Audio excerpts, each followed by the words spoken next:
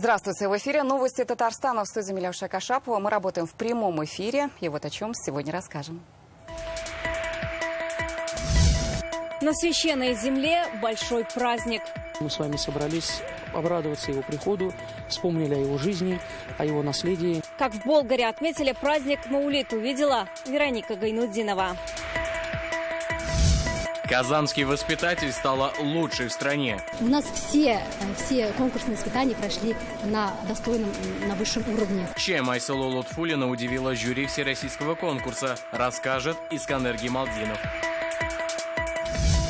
Награда 500 000 рублей. Сначала, думаю, несколько лет учиться, дальше пойти работать в IT-компанию. Как казанскими школьниками заинтересовалась IT-компания, узнал Дмитрий Аренин. Очередное шокирующее ЧП в Казани. Многодетную мать подозревают в избиении 3 дочек. Девочкам 8 месяцев, 4 года и 12 лет.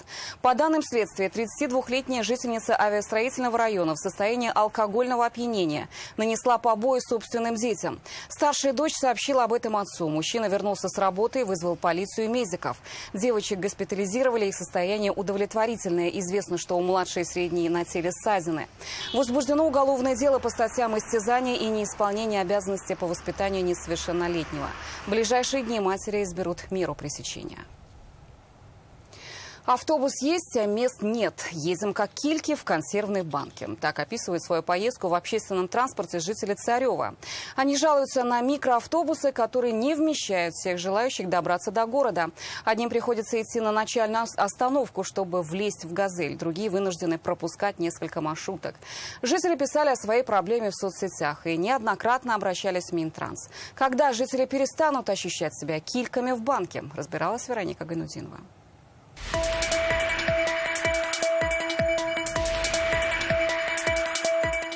Вам повезло сегодня. Вы счастливо оказались. И мы тоже сели. Хотя бы сидели, да? Да. Файруза Гимаева 2 года живет в Царево. Сегодня ей повезло. До Казани доберется вовремя. Чтобы влезть в микроавтобус, идет 15 минут в обратном направлении на начальную остановку. Это ужасно. Ужасно. С детьми. Вы представляете, в больницу ездят, в город куда-то ездят. Битком. Это ужас. Вот вы на последней посмотрите где-нибудь там не зайдешь. Жители рассказывают, часто из-за того, что микроавтобус не вмещает всех, маршрутку приходится пропускать и ждать следующие. В Царево 8 остановок. И в час пик автобус сажает людей на первых и проезжает мимо остальных. Все мы ехали вот так. И друг на друге висели. Как селедка мы. Селедки бочку набивают же. Вот таким образом мы так и ездим. Каждого обнимаешь. Как кильку туда запихают, и мы влезаем уж, куда деваться-то. Интервал между автобусами 15-20 минут, говорят и жители, и сами водители. Сейчас на маршруте до 10 «Газелей». Сколько человек умещается вот в такой «Газельке»? «Газельки» вот тут. Сидячих 19? 19 сидячих. Ага. А когда вот в час пик сколько умещается? Это уже больше бывает. 123-й автобус ездит по маршруту Царева, проспект Победы и обратно. У станции метро ситуация хуже. Здесь садятся еще и жители Кощакова, Званки, Весны и Светлой долины. Очень много людей. Бывает, что некоторые люди прям впритык едут от двери. Поселок очень вырос, население 20 тысяч, и эти «Газельки» очень малы. И вечером он набивается до предела. А если что-нибудь случится, из этого «Газельки» никто не выйдет. Жители самостоятельно ищут выход из этой ситуации. Один из вариантов — создали вот такую группу попутчиков. Она постоянно обновляется. Водители набирают здесь себе пассажиров, а пассажиры, соответственно, находят водителей, чтобы добраться до города. 123-й маршрут открыли в 2018-м. Перевозчик — Республиканский автовокзал. Маршрут межмуниципальный, поэтому он под контролем Минтранса. Жители в министерство обращались не один раз. О необходимости больших автобусов писали и в соцсетях. Ответ ведомства — перевозчик пытался запустить автобусы побольше, но не позволяет ширина дороги. Хотя дорожное хозяйство в их ведении. Перевозчик, вот опять же, ссылаясь на обследование пассажиропотока, самостоятельно поставил туда сейчас 1 единицу среднего класса. Выяснилось, что дорожные условия не подходят для автобусов большого и среднего даже класса. Даже расширить дорогу при существующей застройке не представляется возможным. Минтранс после обращений граждан совместно с исполкомом Пестрецов и ГИБДД провел в Царёво выездное совещание. Предлагают маршрут, как бы абсурдно ни звучало, без заезда в Царёво. Это значит, жителям придется добираться до остановки 15-30 минут пешком. Большая часть – это семьи с детьми, и это предложение их не устраивает. Мы сейчас рассматриваем возможность запуска нового маршрута. Он уже будет ходить до Восточного, ближайший автовокзал, но без захода в сам поселок Царёво-Виллидж. Тем самым надо будет жителям выйти до основной магистрали и там сесть на вот этот большой автобус. Один из перевозчиков уже изъявил желание запустить этот маршрут. Планируется, что это будут автобусы среднего класса на 28 сидячих мест. Его могут запустить в конце октября. Но решит ли это проблему? Вероника Гайнудинова, Адель Миндубаев, ТНВ, Пестречинский район.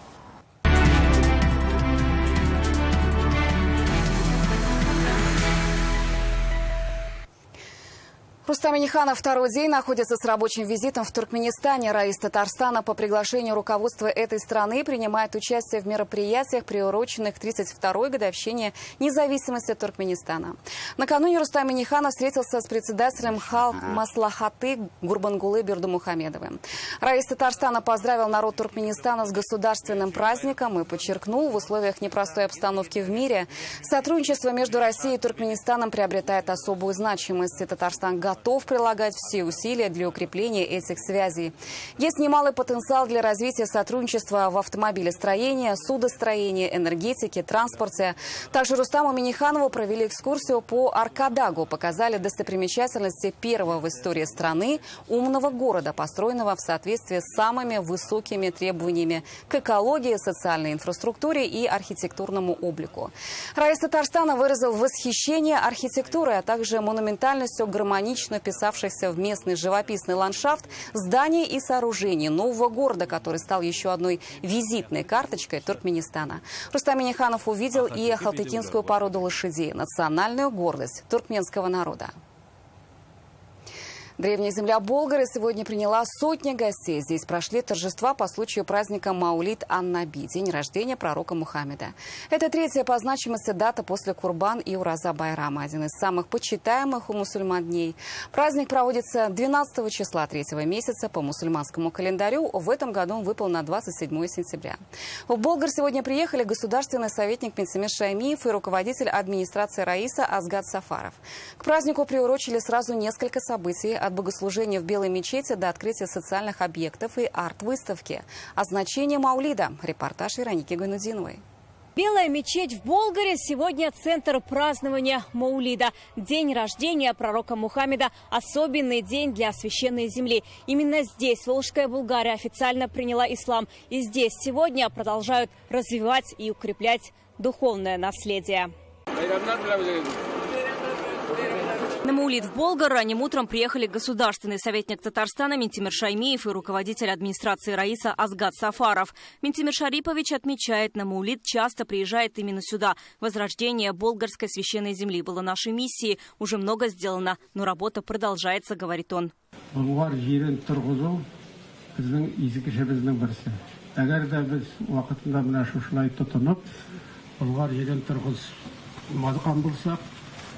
Дәрісімен әйткенде, оның мына шушындай бүгінгі күнде иғтибары өзіміз ашада, һәм шулай ук Россия хөкүмәте тарафынан да аңлашу, уртак тел табу җиңел булмас иде. Ментимир Шаймиев подчеркнул, большое внимание возрождению Болгара уделяет и федеральное правительство. Мусульманская община России играет большую созидательную роль в жизни страны, вносит значимый вклад в упрочение межнационального и межрелигиозного мира, в сбережение семейных ценностей, в воспитание подрастающего поколения, не раз подчеркивал Владимир Путин. Уважительного отношения между людьми разных национальностей и вероисповеданий завещено нам нашими предками. Но этим живым духовным наследием, опытом создания уникальной цивилизации мало просто гордиться. Конечно, мы вправе и должны гордиться этим. Минтимир Шаймиев отметил, Болгарская академия сегодня центр исламского наследия в России. Здесь он сегодня встретился с шакирдами, говорили о том, как развиваться, сохраняя духовные ценности.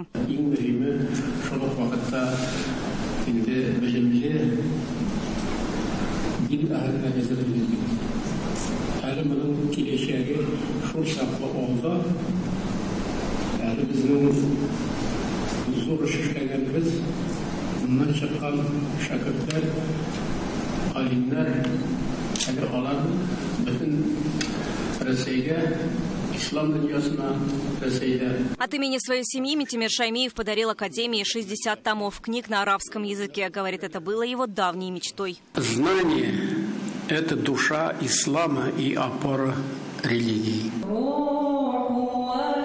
Это уже молельный зал Белой мечети. В честь праздника здесь прочли проповеди касиды. Они посвящены пророку Мухаммеду. Затем маджлис продолжился мунажатами. В полдень верующие прочли намаз. Это не только традиция нашего народа. То есть очень много книг Маулиды, Алты-Бармак, огромное количество книг Рисали Азиза, говорится о Маулиде, как его проводить, как это было. Если это все соответствует шариату, если мы с вами собрались обрадоваться его приходу, вспомнили о его жизни, о его наследии, то в этом не может быть ничего порицаемого, только наоборот, за это будет награда. На праздник в Болгар сегодня специально приехали многие верующие не только со всего Татарстана, но и из соседних регионов. Одни впервые в Болгаре, другие мечтали посетить священную землю именно в такой значимый день. Приятный праздник, Мевлис. Ну, нам нравится, очень нравится. Такие люди хорошие, интересно, шариф, что-то. Месяц рождения нашего пророка Мухаммеда, уважаемого светлого человека нашего, который нам такую религию принес, наши души осветил на таком пути. Давно мечтали, кстати, мечта сбылась, все очень красиво, все очень благородно.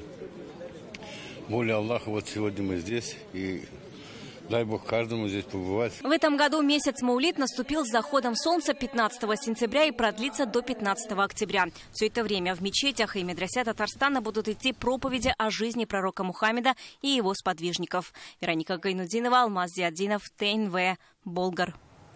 И сегодня на территории Болгарской исламской академии открыли спортивную площадку. Здесь будут заниматься шакирды и сотрудники вуза. На площадке универсальное покрытие для игр в баскетбол, волейбол, мини-футбол, есть зона воркаута. Минтимир Шаймиев оставил автограф на игровом мяче. Затем раздался стартовый свисток и начался товарищеский матч между студентами академии. Площадка построена благодаря Фонду поддержки исламской культуры, науки и образования. Минтимир Шаймиев заверил, благоустройство территории продолжится. Когда мы едины, когда все беремся вместе и когда достигнуто согласие, разные моменты же были. Мы с вами же являемся свидетелями, каким трудом и наше сплочение, единство достигается.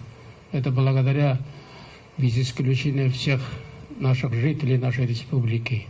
И я должен сказать, и понимание, и руководство Российской Федерации. Вот создана возможность для созидания.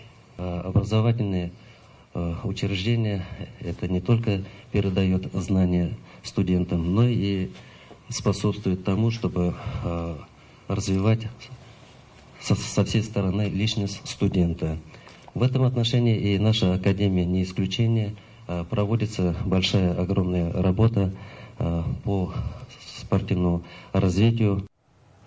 Здесь же перед зданием медресе открылся арт-симпозиум современного искусства «Легенда Болгара». Он организован по инициативе и при поддержке Республиканского фонда возрождения. Минтимир Шаймиев осмотрел выставку произведений художников-участников, пообщался с авторами. В экспозиции 40 картин. Они посвящены национальному наследию, истории ислама, древнему Болгару, живописцы из Татарстана, Башкортостана, Чувашии. Выставка будет работать до 1 октября, затем работы передадут в фонды Болгарского историко-архитектурного музея-заповедника. Продолжаем выпуск. Сегодня в нашей стране отмечают День воспитателя. В календаре дата появилась 10 лет назад по инициативе самих педагогов, аналогично Дню учителя. 7 лет назад он получил официальный статус. В преддверии праздника в России завершился федеральный конкурс «Лучший учитель родного языка и литературы». Он проходил в Карачаево-Черкесии. Для татарстанских воспитателей получился настоящий подарок. В своей номинации «Лучшей в стране» стала Айсулу Латфуллина из Казани. Мы поздравили ее в числе первых. Такой встречи Айсулу Латфуллина не ожидала. Разноцветные шары, поздравительные плакаты, букеты цветов. Она сразу оказалась в объятиях своих коллег. Лично встречал министра образования. Пока прохожие пытались понять, кого же здесь встречают, Айсулу уже рассказывает, как далась эта победа. Теперь она лучший учитель родного языка в номинации воспитателей. Мне предоставили эту возможность представить нашу республику. Это для меня было очень ответственным. И я очень старалась, то есть наша команда очень старалась, наши методисты. В конкурсе участвовали 104 человека со всей страны. Это 72 учителя и 32 воспитателя. Все, кто вышел в финал, готовили самопрезентацию, давали открытые уроки и проводили мастер-классы для коллег. Айсулу работает в 41-й школе Казани. Она учитель татарского и английского языков, психолог. Разработала авторское пособие по обучению дошкольников. Это она и презентовала в Черкесске. Мы учили их своим родным языкам. Я учила татарскому языку. Мы с ними учили составлять предложения на татарском языке. И, конечно, им было сложно, потому что я старалась давать много слов, чтобы нашей задачей, нашей целью еще было влюбить в наш язык, в нашу культуру. Ильсур Хадиуллин отметил, это заслуженная победа всего воспитательского корпуса республики. Всероссийский конкурс, где принимали участие со всех регионов Российской Федерации. Во-первых, это показатель того, что преподаватель или воспитатель по татарскому языку действительно на своем месте, она не играет, она живет с детьми, и она смогла это показать и доказать. Уже сегодня Айсулу приедет к своим любимым детям. В Татарстане ее не было неделю. Искандер Гималдинов, Игорь Романов, ТНВ, Казань. Победители Международной олимпиады по информатике сегодня получили по 500 000 рублей. Казанских школьников Гимрана Абдуллина и Валерия Родионова наградила международная IT-компания. Так они оценили вклад ребят в развитие сферы высоких технологий. Символично, что такую сумму получают в месяц самые высокооплачиваемые айтишники Иннополиса. Деньги должны помочь юношам поступить в высшее учебное заведение или улучшить свои навыки. А для компании это возможность со школьной скамьи растить квалифицированные кадры. Дефицит в этой отрасли по стране до 700 000 человек. Об этом заявил летом глава Минцифры Максут Шадаев. Между миллионом рублей. Сегодня Гимран Абдуллин учится в 10 классе, а Валерий Родионов – первокурсник Высшей школы экономики в Москве. В сентябре они завоевали золото Международной олимпиады по информатике и получают награды до сих пор. Сегодня 500 000 рублей. Эти 500 000 рублей – это большой и приятный подарок. На данный момент я не знаю, что делать с ними, но пока оставлю их до лучших дней. Говоря про работу в этой компании, для начала я хочу доучиться, потом уже будет видно. Олимпиадников и их учителей традиционно премируют из бюджета республики, но случаи часто инициативы единичны. Это значит, победа ребят не прошла незамеченной для всей отрасли, которая сегодня особенно нуждается в кадрах. Нам показалось, что такое значимое событие для Казани, как победа двух ребят, наверное, должно быть простимулировано. Очень хочется, чтобы ребята остались именно в той сфере, в которой у них есть таланты, в которой они себя открыли. Ну и так как это информатика, так как это IT-технологии, мы тем более не могли в этом не поучаствовать. Ребятам уже предлагают в будущем работать в этой компании. Сами они тоже видят себя в сфере IT. Сначала, думаю, несколько лет учиться, дальше пойти работать в IT-компанию. И также мне интересно было бы заняться каким-то преподаванием, то есть, условно, преподавать в каких-то лагерях, сборах и подобном. То есть я хотел поделиться своим опытом, своим олимпиадным опытом с другими. Такие ребята, такие кадры, они очень нужны российской IT-отрасли, да, наши соотечественники.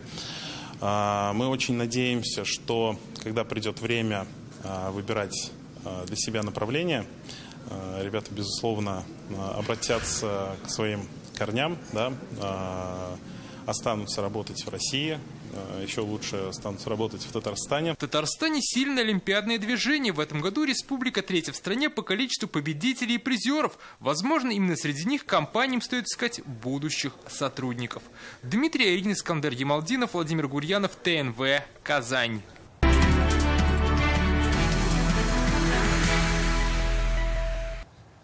Мы продолжаем нашу специальную рубрику «Своих не бросаем». В ней говорим о журналистских репортажах из зоны СВО, показываем видеоматериалы о том, как там живут мирные жители и с какими испытаниями им приходится сталкиваться. Сегодня кадры из Донецка. Город уже третий день подряд обстреливает ВСУ. Накануне ночью по столице ДНР выпустили 5 снарядов, в том числе и кассетные. Днем ранее боевики ударили по Ленинскому району города противорадиолокационной ракеты «Харм». Кадры публикуют «Известия». Повреждение получило здание. В понедельник в результате обстрелов ВСУ пострадали 4 человека. Россия продолжает специальную военную операцию на Донбассе, потому что мы своих не бросаем. Если вы хотите помочь жителям Донбасса, то можете записаться на контрактную службу. Соглашение подписывается на год и больше. Для военнослужащих контрактной службы и их семей предусмотрены материальные выплаты. Вся подробная информация есть на сайте Герои Татарстана. Детали можно уточнить, позвонив на горячую линию 117 или в военкоматах по месту жительства. Сегодня в республиканском филиале Фонда «Защитники Отечества» в Казанском ДК «Химиков» открылась фотовыставка «Жены героев». В экспозиции 20 портретов женщин из Татарстана, чьи мужья сейчас в зоне СВО или погибли, выполняя воинский долг. Рядом с каждым фото письмо или стихотворение, адресованное защитникам. С историями тех, кто ждет своих героев дома, могут познакомиться и прохожие. Портреты выставлены также в окнах здания. Это 4-я выставка в Казани за этот год. Первые портреты показали в феврале. Сегодня проект объединяет и сестер, и детей военнослужащих. Ко Дню матери организаторы готовят новую экспозицию. Мой муж участник спецоперации с самого первого дня. Мой муж подполковник, офицер. Неоднократно мой муж участвовал и выполнял специальные свои боевые задачи на Кавказе, в Сирии. Мужчины выполняют такие сложные боевые задачи, они должны знать, что за спиной у них надежный, сильный тыл. Когда эти фотографии приехали и разместились на наших окнах, в наших залах и помещениях, появился какой-то совершенно особый дух. Да, какая-то душа появилась нашего фонда, и мы видим, как реагируют на эти фотографии наши ребята, которые приходят, семьи, которые приходят. Планируем выпустить книгу, которая будет называться «Жена героя Республики Татарстан». В эту книгу войдут не только фотопортреты жен, матерей, вдов, детей. Также там будут описаны подвиги наших героев, погибших героев.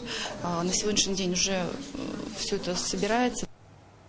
В Казань впервые прибыла делегация Всероссийского общества инвалидов Республики Алтай. Туристы сегодня посетили мечеть Кул-Шариф, побывали на смотровой площадке Кремля. Также посмотрят спектакль в Камаловском театре, увидят экспозиции галереи «Хазине». На круглом столе обсудят развитие социального туризма, обменяются опытом укрепления дружбы народов. Поездку организовал руководитель национальной культурной автономии татар Алтая Анвар Аминов. Это Казань супер.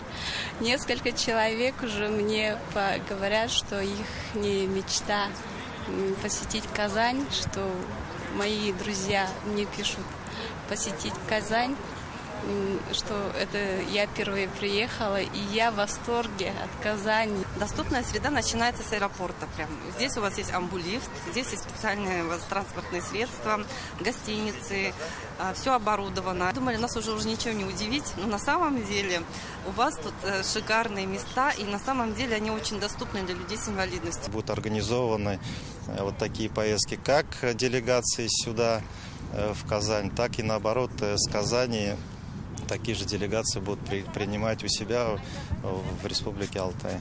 Любой туризм, любые встречи, приезды друг к другу в гости – это очень важно для любого народа. А наша телекомпания сегодня посетила с экскурсией делегации Индонезии. Они приехали изучать опыт работы медиаотрасли Татарстана. Гости тоже телевизионщики, представляют канал TVRI World. Им было интересно узнать, как устроена работа холдинга изнутри. Делегации показали большую студию ТНВ, где записывается более 40 разных передач. Также посетили аппаратные и редакцию службы новостей. Индонезийским специалистам было любопытно, как устроено вещание на 2 языках. По большому счету мы с вами занимаемся одинаковой работой, поэтому все, что мы здесь увидели, нам знакомо. Есть, конечно, и отличия. Например, программные продукты, которые вы используете, отличаются от наших. Какие-то технические подходы, но в целом принципы работы похожи. В Чечне проходят Дни культуры Республики Татарстан. На протяжении 3 дней всю красоту татарской культуры представят мастера искусств нашей республики. Основная часть проходит в Грозном. Сюда прибыл заместитель председателя Госсовета Марат Ахметов. В программе Дней культуры книжная выставка, показ спектакля от Минского театра, концерты, кинопоказы татарстанских фильмов, встречи творческой интеллигенции. Сегодня в Национальной библиотеке Чечни прошел круглый стол дизайнеров, мастеров ремесел и промыслов. Также утром состоялась встреча кинематографистов Татарстана и Чеченской Республики. Завершатся Дни культуры завтра гала-концертом, в котором примет участие госансамбль песни и танца Татарстана. Кинематограф Татарстана, он уходит далеко вперед в сравнении с кинематографом Чеченской Республики. Сегодняшняя встреча, уверен, даст хорошие плоды в нашем взаимовыгодном сотрудничестве, потому что у нас, нам есть чему у них поучиться. В дальнейшем, конечно, хотелось бы и чеченские фильмы увидеть в Татарстане. Хотелось бы совместно поработать на каких-то проектах, поснимать здесь, в Чечне. Очень красивый ландшафт, очень интересная локация. Сегодняшняя встреча, сегодняшний круглый стол, он также положит начало крепким взаимоотношениям в сфере народных художественных промыслов в том числе. Это все, о чем мы успели рассказать. Сейчас передаю слово коллеге Динару Бадрудинову. Он расскажет о погоде на завтра. Увидимся в следующих выпусках.